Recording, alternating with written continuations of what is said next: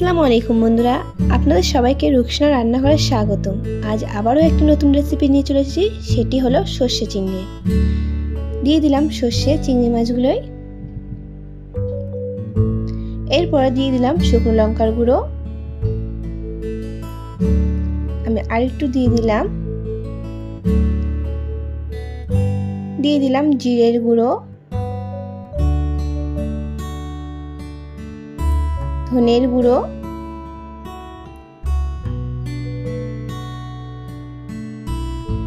দিয়ে দিলাম হলুদ।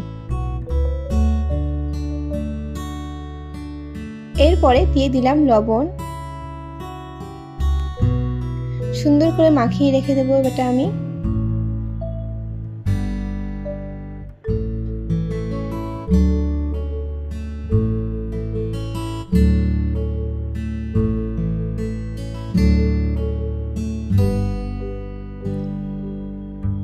এটা আমি ঢাকা দিয়ে রেখে দেব। এরপরে একটা আমি কড়া বসিয়ে দিয়েছি, দিয়ে দিলাম সর্ষের তেল।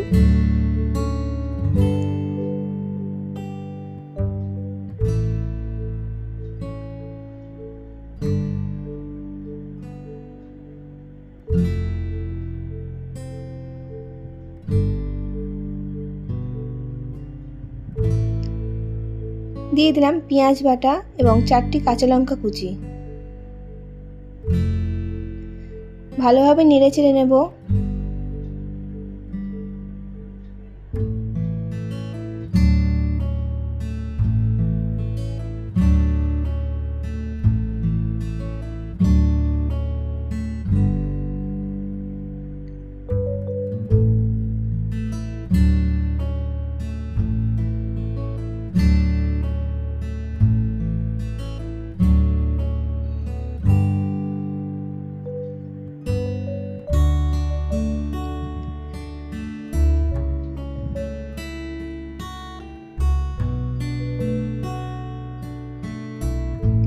দিয়ে দেবো একটা টমেটো কুচি।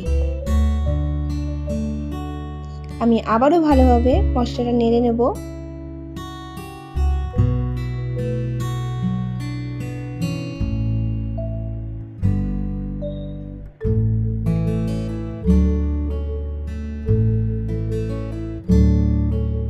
দিয়ে দিলাম আদা রসুন বাটা 1 চামচ। আমি এখানে 1.5 চামচ ইউজ করেছি।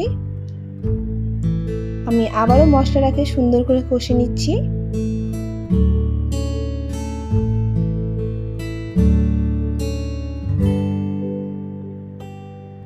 দিয়ে দিলাম সামান্য পরিমাণে জল। আমি আবারও মশলাটাকে সুন্দর করে কষে নিচ্ছি।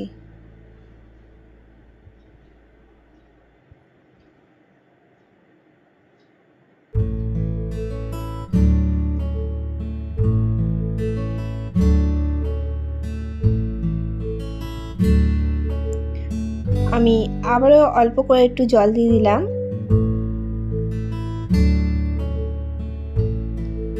এবার আমি একটা ঢাকা চাপা দিয়েছি 2 মিনিটের জন্য। 2 মিনিট পর মশলাটা কত সুন্দর ভালোভাবে ভাজা ভাজা হয়ে গিয়েছে। আমি আবারও ভালোভাবে নেড়ে নিচ্ছি।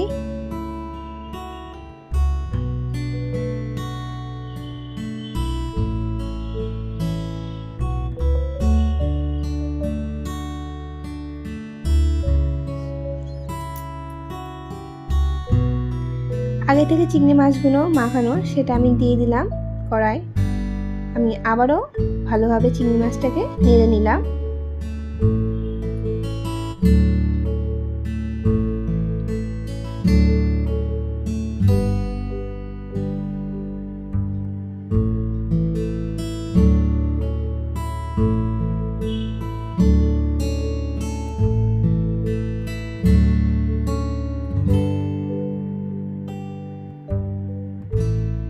সুন্দর করে চিংড়ি মাছটা আমি ভাজা ভাজা করে নিচ্ছি, কারণ চিংড়ি মাছে যেন কাঁচা গন্ধটা না থাকে।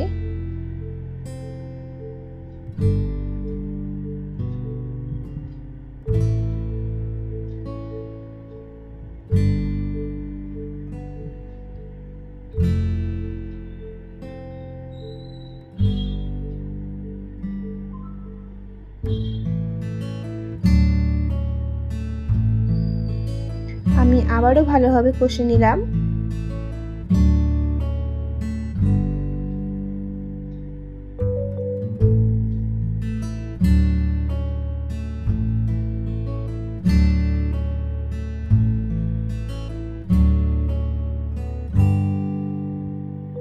দিয়ে দিলাম জল।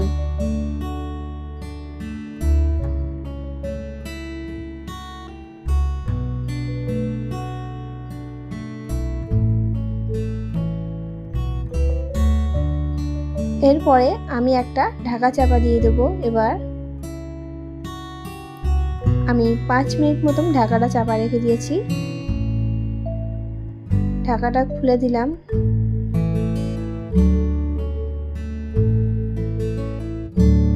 দেখতে পাচ্ছেন বন্ধুরা, আমার রান্না প্রায় হওয়ার মতো হয়ে এসে গিয়েছে।